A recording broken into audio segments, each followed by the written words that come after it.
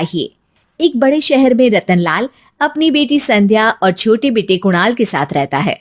रतनलाल बहुत गरीब है और शराबी किस्म का आदमी है। वो रिक्शा चलाकर अपना जीवन यापन कर रहा है। रतनलाल एक अधेड़ उम्र के आदमी योगेश्वर को कभी कभी अपनी रिक्शा से मार्केट या मंदिर छोड़ता है और कभी कभी बाजार से उसका सामान भी ले आता है।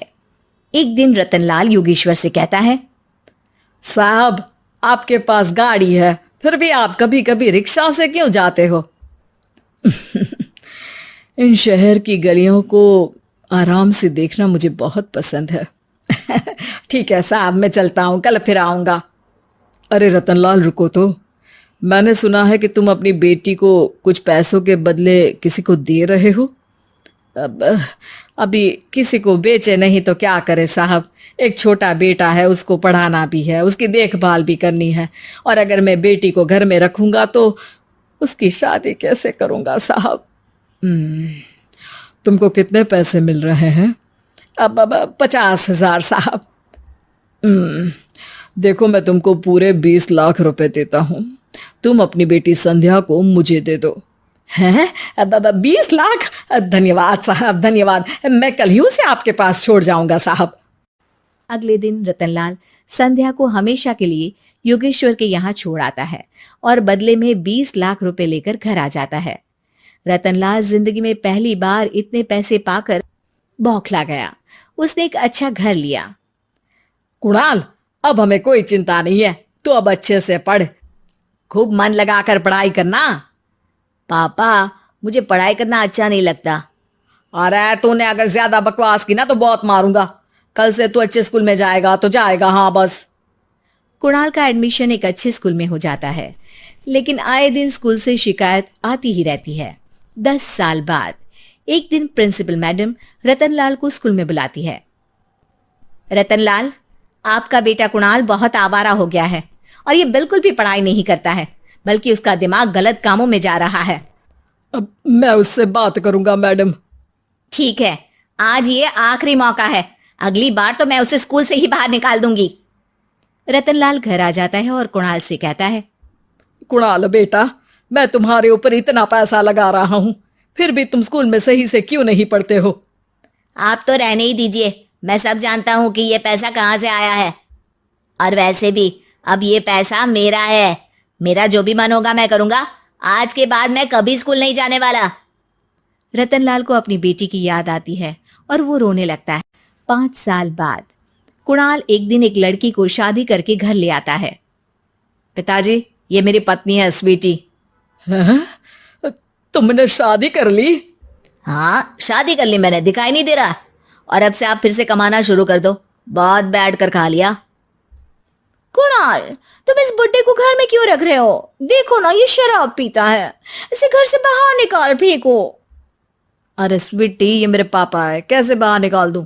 और वैसे भी घर में कोई तो चाहिए ना काम करने वाला, नौकर समझ कर रख लो। इस बुड्ढी को तो घर से बाहर निकाल कर ही रहूंगी मैं कब तक इसके लिए खाना बनाऊंगी। स्वीटी एक दिन घर के बाहर पार्क में अपनी दोस्तों के साथ बैठी होती है। तभी वो रतनलाल को बुलाती है। पिताजी, मेरे कमरे में मैं अपना फोन छोड़ आई हूं, जरा लाकर तो देना। हाँ जरूर, अभी लेकर आता हूं। रतनलाल फोन लेकर आ जाता है। कुछ समय बाद स्वीटी के फ्रेंड्स भी चले जाते हैं। स्वीटी अंदर आकर शोर मचाती है। चोर चोर! कहाँ है चोर? मुझे तो यहाँ कुछ नहीं दिख रहा।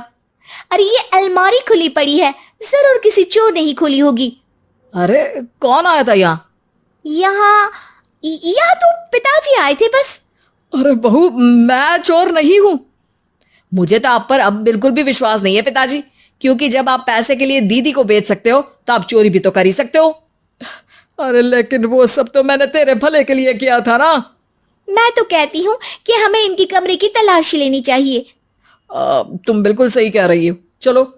स्वीटी और कुणाल दोनों रतनलाल के कमरे की तलाशी लेते हैं और उन्हें वहां स्वीटी की ज्वेलरी और पैसे मिल जाते हैं। मैं तो पहले ही जानता था कि चोर आप ही हो। निकल जाओ मेरे घर से और दोबारा अपनी शक्ल मत दिखाना। रतनलाल आंखों में आंसू लिए घर से निकल जाता है। स्वीटी मन ही मन सोचती है, आज तो मेरी प्लानिंग सफल हो गई। जैसा मैं चाहती थी ऐसा ही किया और बड़ी आसानी से उस बुड्ढी को चोरी का इल्जाम लगाकर घर से भगा दिया। रतनलाल की हालत अब ज्यादा खराब हो गई और वो सड़क पर बैठकर भीख मांगकर खाने लगा। एक दिन वहां एक गाड़ी आकर रुकी और सड़क पर बैठे सभी भिखारियों को अपने सेंटर ले गई।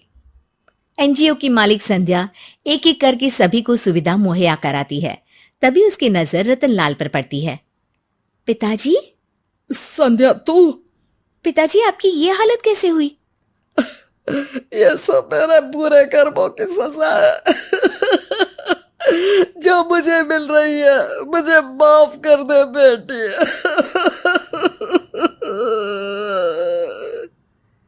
पिताजी, मैं आप पर बिल्कुल भी गुस्सा नहीं हूं, क्योंकि आपने मुझे यहाँ भेजकर अच्छा ही किया। मेरी जिंदगी बदल गई। लेकिन ये सब हुआ कैसे बेटा? आप ये नए कपड़े पहनो, तब तक मैं योगेश्वर अंकल को बुला कर लाती हूँ। योगेश्वर अंकल? हाँ अंकल।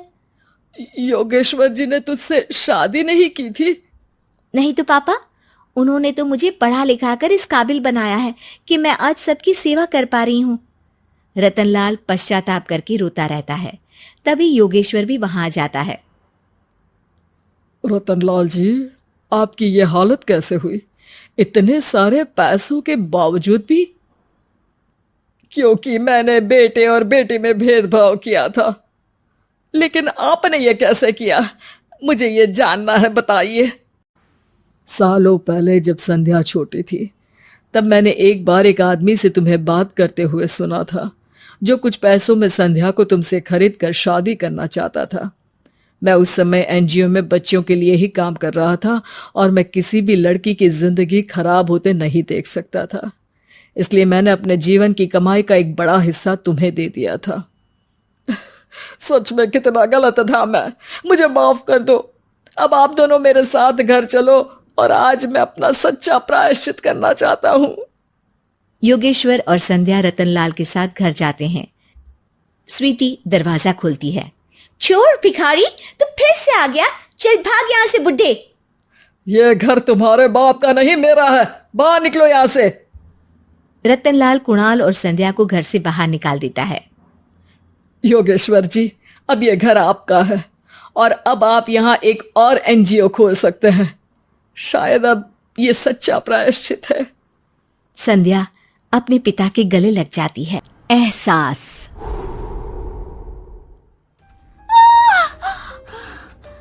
फिर एक सपना, उसके पूरे होने का डर। क्यों ये सब क्यों हो रहा है मेरे साथ? क्यों? प्रीति और उसके सपने, अनकहे अनजाने, कुछ राज समेटे हुए। ये कहानी शुरू होती है बंगाल के एक छोटे से शहर वीरानगंज से, जहां प्रीति अपने परिवार के साथ रहती थी। उसे बचपन से ही अजीबोगरीब एहसास हुआ करते थे, जिसके होने की वजह से वो आज तक अनजान थी। क्या हुआ बेटा? तू चीखी क्यों? बड़ी माँ, सपने में एक काले कपड़े पहना आदमी हाथ में खंजर लिए मेरे पीछे भाग रहा था। मैं चीखती हुई भाग रही थी और तभी मेरी नींद टूट गई। वो काले कपड़े वाला आदमी कौन होगा बड़ी माँ? ये सब कुछ नहीं होता बेटा, बस एक सपना था। वो इंसान है हम, तो सपने तो आएंगे ही ना। इन चीजों में दिमाग मत लगाया कर, सो जा। रूपा प्रीति को सांत्वना देकर कमरे से बाहर तो आ जाती है, पर उसका मन भी डर से भर जाता है। इतिहास अपने आप को दोहरा रहा है। हे देवी माँ, मेरी बच्ची की रक्षा करना। अगली सुबह प्रीति रोज की तरह कॉलेज के लिए निकलती है।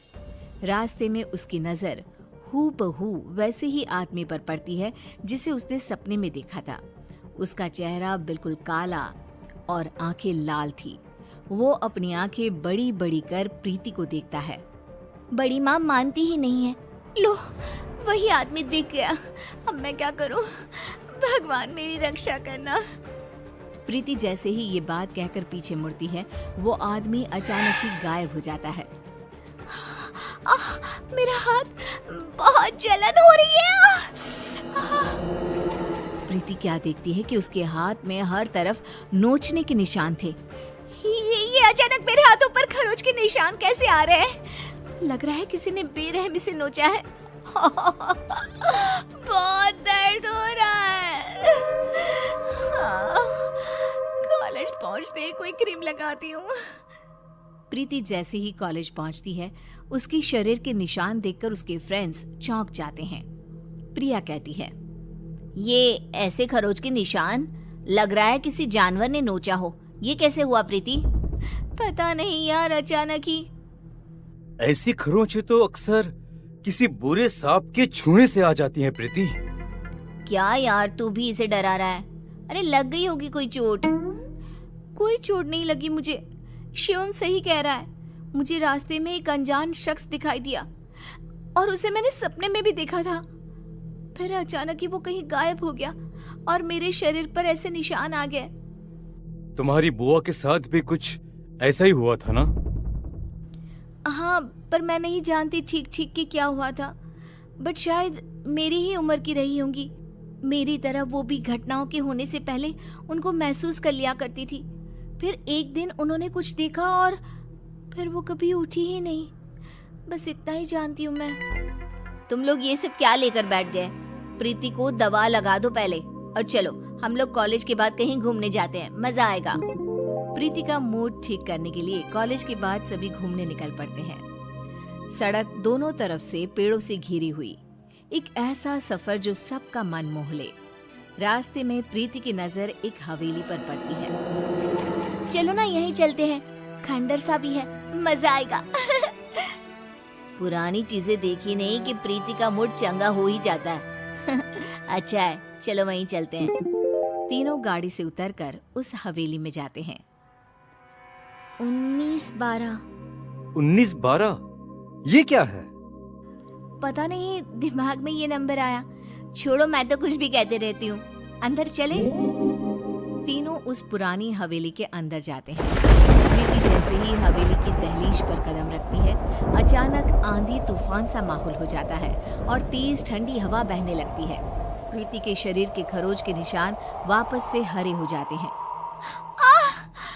ये निशान बहुत जल रहे हैं। मौसम के बदलते हुए रुख को देखकर सभी फौरन अंदर हवेली में चले जाते हैं। अंदर तीनों इधर उधर घूमने लग जाते हैं। तभी प्रिया के हाथ एक नेम प्लेट लगती है जिस पर 1912 ही लिखा हुआ था। प्रीति देख, इस नेम प्लेट पर क्या लिखा हुआ है? कर्णिका पैलेस 1912। तेरी बुआ का नाम भी तो कर्णिका ही था ना? हाँ, मतलब कि ये घर मेरा भी है, पर सबने आज तक ये छुपाया क्यों? तभी प्रीति ऊपर देखती है जहां उसे गैलरी में वही काला साया दिखाई देता है जो प्रीति को देखकर मुस्कुराता है। देखो फ्रेंड्स, वही काला साया है ऊपर।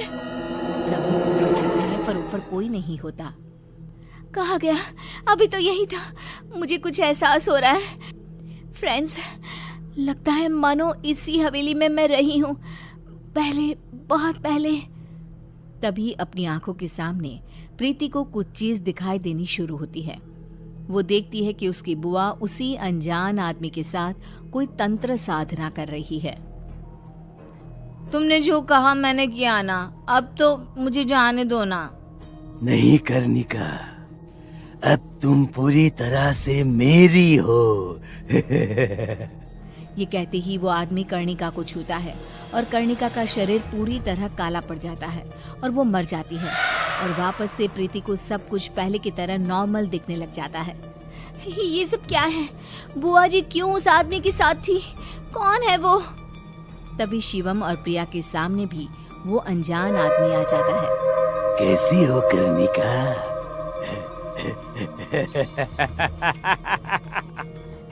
प्रीति के रूप में फिर से पैदा हुई तुम। पर देखो, देखो किस्मत, वापस मेरे ही पास आ गई ना। मैं कर्णिका? तुम्हारी बुआ कर्णिका। उसे काले जादू से ताकतें हासिल करनी थी और उसी काले जादू ने मुझे जन्म दिया। उसकी ताकत की लालच उसे ही खा गई और वो दोबारा तुम्हारे रूप में पैदा हुई। इसलिए तुम में बहुत सी शक्तियां हैं, पर अब तुम्हारे जाने का समय हो गया है प्रीति। वो कर्णिका थी, मैं प्रीति हूँ। मुझे किसी भी ताकत की कोई लालच नहीं है। यू कांट डिस्ट्रॉय मी। वो काला साया प्रीति के पीछे भागता है, बिल्कुल उसी तरह जैसा उसने सपने में देखा था। प्रीति भागती हुई ऊपर कमरे में खुद को बंद कर लेती है। आज मेरा सपना ही मुझे बचाएगा। प्रीति अपने सपने को याद करती हुई कमरे के एक कोने में पड़े एक मटके को निकालकर जमीन पर फोड़ देती है और साया गायब हो जाता है।